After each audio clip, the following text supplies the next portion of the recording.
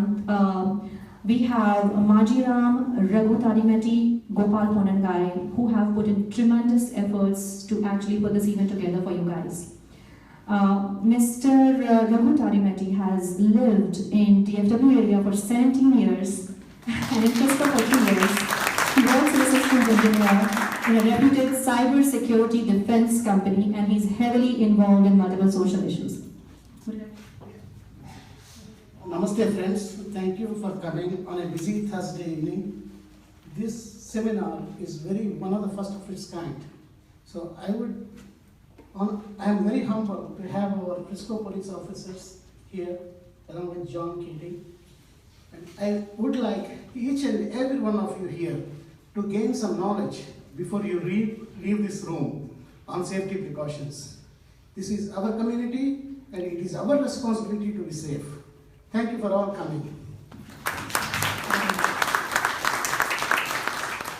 We also have amongst the prime organizers Mr. Gopal Ponangai.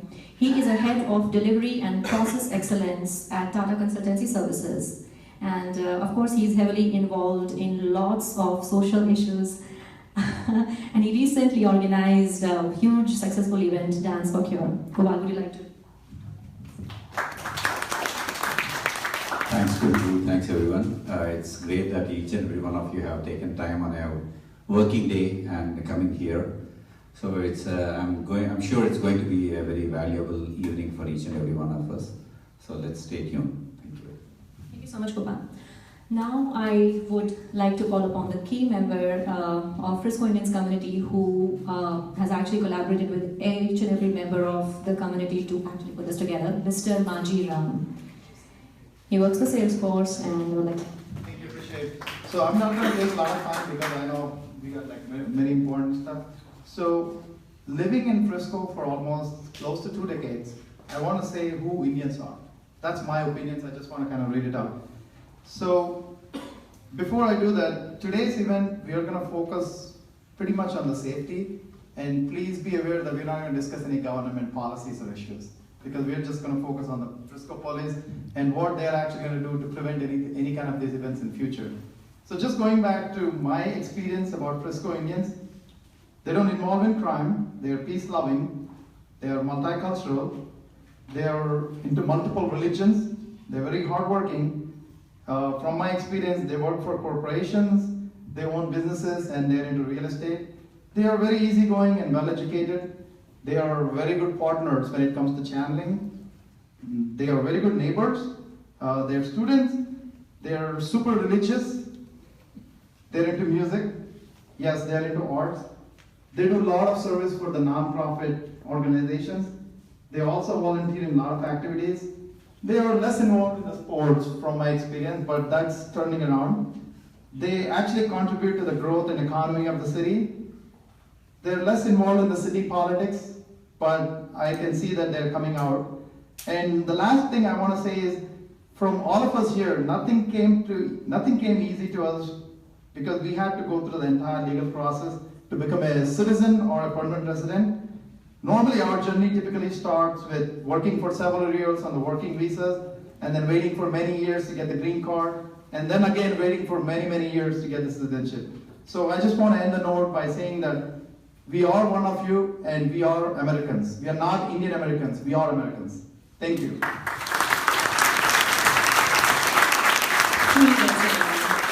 Truly are Americans. We belong to the place we live in, and we all try to gel in and work together, and that's how we make this place our own. Very well said. Thank you so much, Ram, for all your words. I would now like to call upon stage Mr. Surgeon Nelson Walter. He works in Frisco Criminal Investigation Department for crimes against person. And we also have amongst us today Mr. David Shilson. He is Deputy Chief of Police. Thank you so much for being here and gracing us with your presence.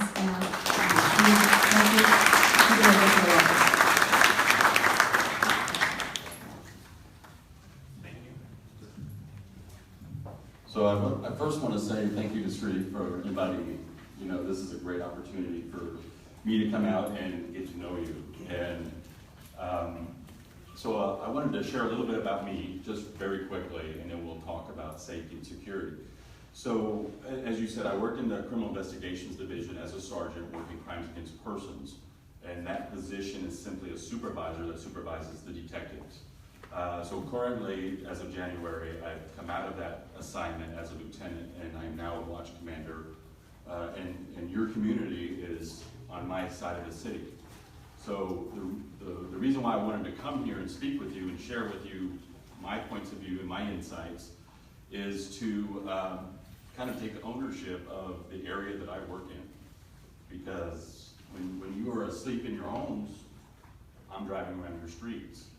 My officers are driving around your streets. So I typically work 5 p.m. to 5 a.m.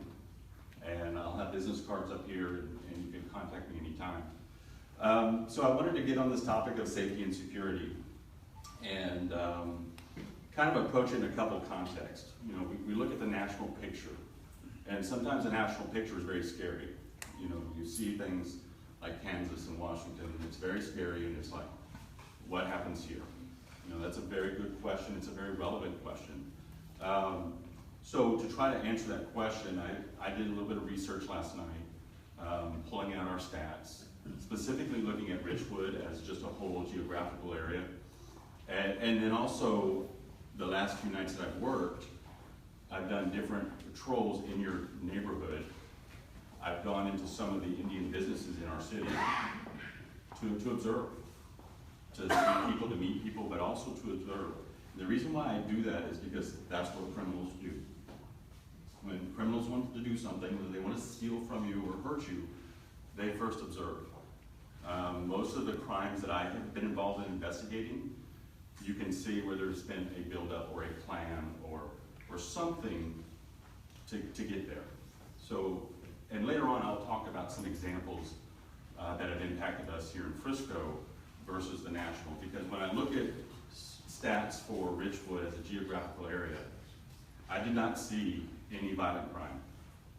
And I looked at every police report from 2016, from January to December 2016. So I did not see any violent crime, no robberies, no aggravated assaults with weapons, nothing serious and critical that typically scare people. Now I did see some what we consider property crimes. A lot of that was related to the construction sites.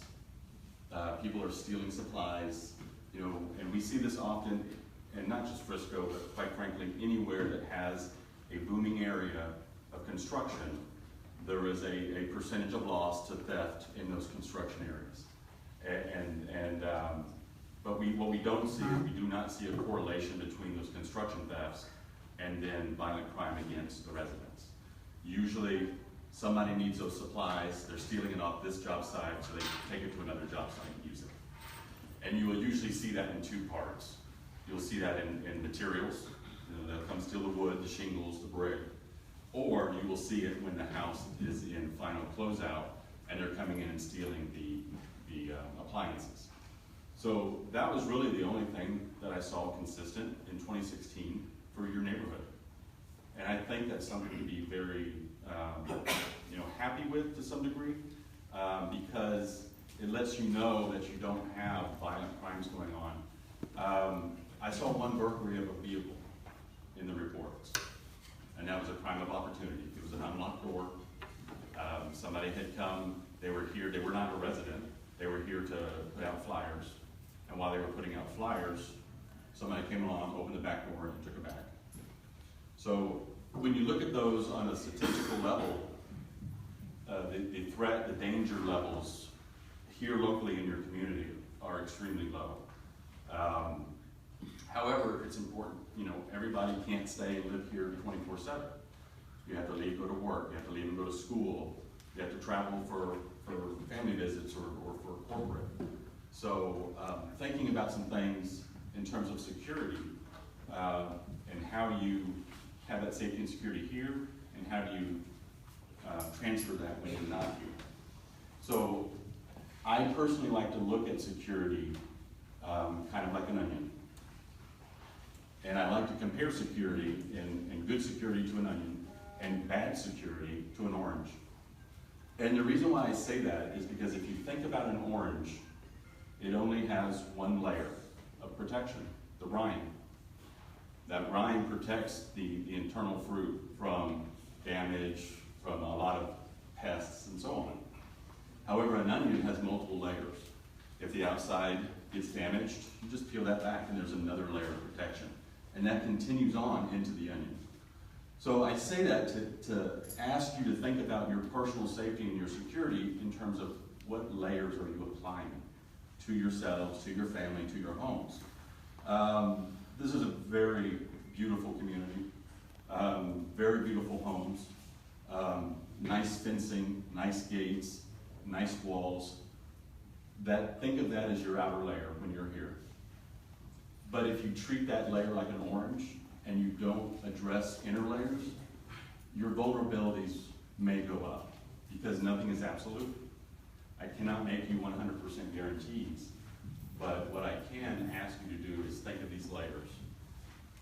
And so when you think about your home, having things like security systems, having things like camera systems are very important because that's another layer. Because when the criminal comes in, they are looking for the weakest vulnerability. What is the easiest thing? Does anybody work in risk management by chance? Most, okay. So what risk management is about, what is identifying the risk and mitigating for that risk, correct? Generically. So you have to think of crime in the same way, and preventing crime and being safe. You have to look at what are the risks, and the criminal also does a risk analysis. They are looking at what is the least amount of risk that I can take on to commit this crime, not only not get caught, but get what I want out of it. So if you think about a burglar, and they want to steal something out of your car, they are identifying where is this car. Is it in a parking lot that's busy? Is it on a back street where there's nobody looking at it? Then they look at, is this car unlocked? Or is it locked? Do I have to force my way in? Or is it easy to get in?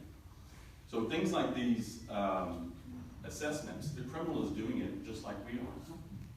The police department, we work in layers. I worked in CID, criminal investigations. That's a layer of the police department to try to address the crime problem. And so we have patrol officers out in the cars, and probably most of you have seen at least one patrol car either in your neighborhood or on the public streets. We have the officers on motorcycles. Those are our traffic officers. They're trying to keep the traffic safe and keep the roadways secure. But something new that you might start seeing more of is we're starting to put police officers on bicycles because we really believe in a connection with the community. And what we have looked at and identified is sometimes when you have the police officer driving around in the car and the windows are up, you kind of lose a little bit of connection and communication there. And so the officers on the bicycles can come into the community and be present and be approachable and talk to people about what is happening. So that's another layer of security that the police department is going to be doing to try to help you and be present and let you know that you are in a safe place. In terms of the national picture, I also looked at, and before I came here, I wanted to look at the hate crime statistics that are reported nationally. The FBI tracks UCR data, which is essentially all the statistics for major crime groups. They also track crimes that get classified as a hate crime, which is what's happening in Kansas. It's being classified as a hate crime because the crime is motivated, it's believed to be motivated either based on the race, the religion, or the ethnicity of the victim. And so when you look at the national picture, the hate crime numbers for the Asian community, for the Middle Eastern community, compared to the national picture, are very low.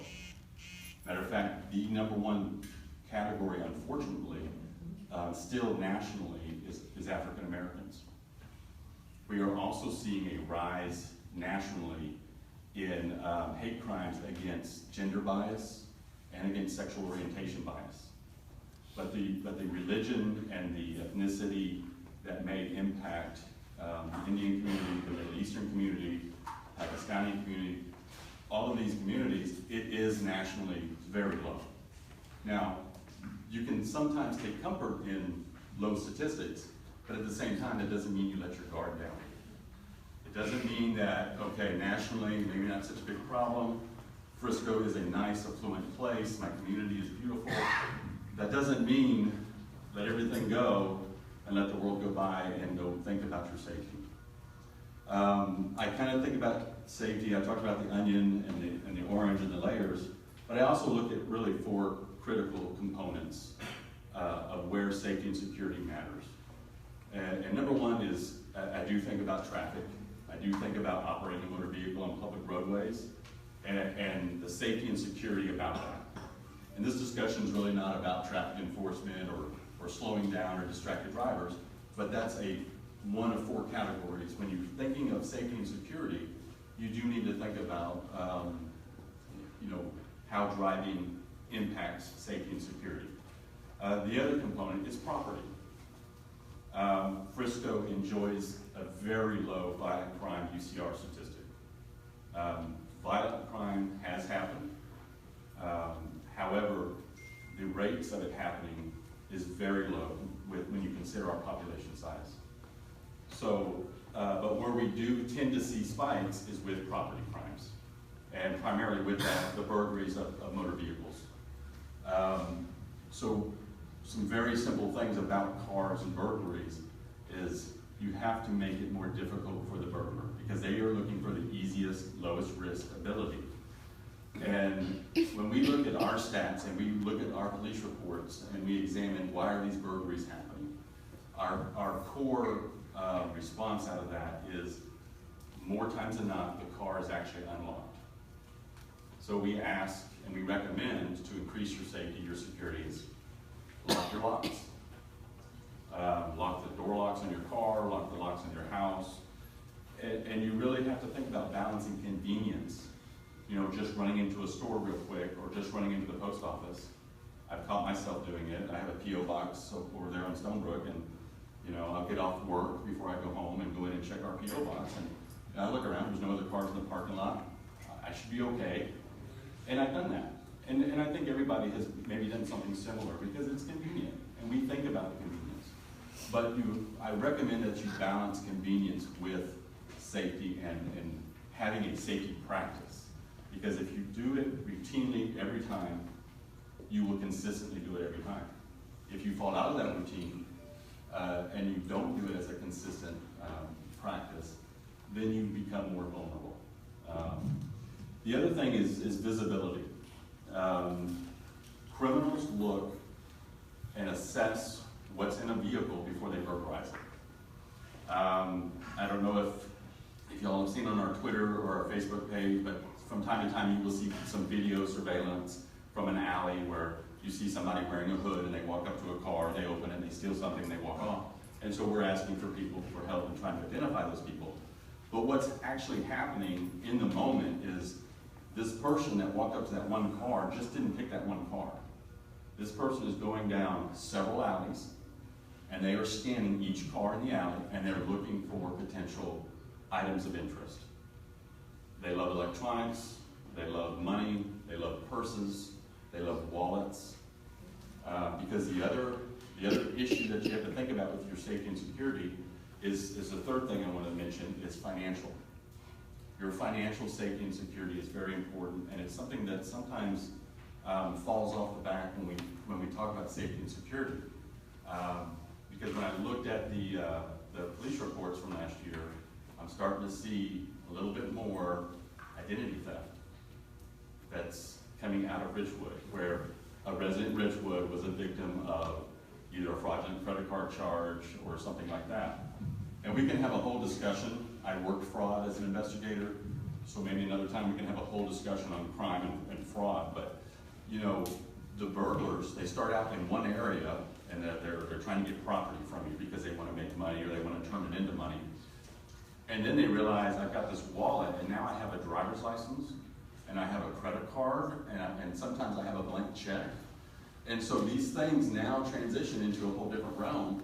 And so it's no longer about going to a pawn shop and pawning your cell phone. It's now about, let me impersonate this person online and buy a bunch of stuff and ship it somewhere. Or let me go impersonate this person at a bank and open up a credit account or go buy a car. You know, we've seen these things happen just out of simple burglaries. So with that, the burglars are really looking for things that might contain wallets and purses. Any type of bag, I would ask and recommend that you remove it from the passenger compartment and put it in the trunk or take it into the building that you're going into. Because if a burglar looks in the window and they see absolutely nothing, that risk assessment just changed because this became harder. This also means I have to spend more time with this car if I really want to get what I think is in there. So not only do I have to get into it, now I have to spend time searching it. Whereas if I know there's a bag there, that's less time I have to spend with the car and it's much easier to accomplish. So with the property, I really recommend removing things, locking the doors, and then also evaluate where you're parking. Especially when you leave Richwoods and when you leave Frisco. If you go to Dallas to North Park Mall for shopping, or if you travel, maybe you take a road trip down to Austin, and you're down there, and maybe you've never been to Austin before. It's a great city. If you haven't been there, it's a fun city. There's nice things to do there. But you know, unfortunately, crime is everywhere. And so when you're in an unfamiliar area, you do need to evaluate, where am I parking my vehicle? Where am I putting it? Is it in a lit area? Or is it up on the top floor of a parking garage? You know, when you think about logistics like location, evaluate parking garages. Before I came to Frisco, I worked for DFW Airport. I was a police officer and firefighter there at the airport. And if anybody's been to the airport, you know how many parking garages they have. We saw a lot of burglaries on upper levels of a garage. Anybody care to know why? Because nobody's watching. Nobody's watching. Nobody's driving by. Yeah, less population is hitting the higher levels because out of convenience, they want to be close. I know when I go to the airport, I want to be on the first floor. You know, I want to be able to, because I'm normally running late to the airport, and so I've got to be able to get there. But if you go to a parking garage, especially when you're out of town in an area you don't know, and you go all the way to the top, or you go to the 4th or 5th level, and that's where you're parking, and your car is the only one there, you're making it more vulnerable. Because people will come up and they have all the time in the world to look at that and evaluate, do I want to break into this car? So something to think about in terms of when you travel and when you go to other places in the Metroplex is, where am I parking, the distance, the lighting, and while you may see video surveillance cameras in parking garages, you know, I hate to say this, I know it sounds negative, but oftentimes for the detective later on, depending on the companies, depending on the locations and where they are, some of those cameras are quite frankly ineffective for evaluating the aftermath. Some companies, they have their video surveillance on loops. So it loops through and it changes angles every few seconds. The camera lens is looking at something else. And when you consider that an average car burglary is under 30 seconds, you know, that camera may not see what happened. And then on top of that, you have retention issues with video surveillance. We have gone to entities asking for their surveillance to help a case, and they no longer have it because they didn't retain it longer than 24 hours or 48 hours. You know, every company has their own retention limits, has their own technology, and some of that technology is wonderful and great, and some of that technology is old and dated and ineffective. So, you know, these are things to evaluate, and again, it's layers, it's location, is there video surveillance? If something happens to me while I'm in the garage, am I close enough where somebody might hear me yelling? You know, these are all logistical issues to think about. So I have one thing which Yes, audience sir. kind of like sent it to us. So one of the things they really want to hear from you is the recent incident which happened in Kansas and Washington. So when those type of incidents happen, how would the Frisco police kind of like do their analysis, and how do they actually proactively protect the targeted citizens, like how do you guys take care of that? Well, it's a very difficult approach, to be quite honest. When you look at something like Kansas, it's a hate crime. It's something that oftentimes nobody knows is coming. You don't have predictors of this guy is going to do this. He's going to, whether he's angry, whether he is scared, fearful, whatever he is, and whatever his opinions are about the Indian community, or because he's comparing the brown skin to maybe other groups, he's making assumptions. Those are difficult to predict, but we do have some things in play to try to assess threat. And let me just take a moment to say this, because I want to validate this very quickly. What happened in Kansas, it's a hate crime, and it's a horrible, horrible thing to happen to any person, regardless. Especially when somebody attaches that to who they are ethnically or on a religious level or whatever. But the bottom line is, in my opinion, that hate that is happening is evil, but that hate also comes from fear. When people fear, they often turn to anger and hate, and then some people, out of that anger and hate, they do turn to violence. But one of the things that we do, and that we're involved in, is we do have a task force member with the FBI. He works typically they're out there to look at terrorism. It's called the Joint Terrorism Task Force. Now, that's not just terrorism in the international sense, because we look at terrorism in two contexts, domestic and international. And so the domestic piece is looking at some of the other extremist views that happen. Right-wing extremism, neo-Nazi movements, white supremacy movements. So we have people embedded to try to evaluate and look at those threats. And when we receive information through our federal partners about potential threats. When those threats happen, depending on the threat, we then apply resources, whether it's on a community level, putting more officers into a space on a visibility level, whether it's an enforcement level because we have somebody that is a concern, and so we work up a case and we quickly move to get them arrested, to get them off the street. So we do things like that. We've seen threats come in a variety of different ways. From time to time, somebody will call into 911 and make a bomb threat, or they will make a threat against a school. And so then we go and investigate that and find that person, whether it's through running search warrants on accounts and data and looking to see who they are and move quickly to get them arrested. When the threats are directed and targeted on a ethnic, religious, racial platform, we are moving more quickly to identify the source of that threat and take action.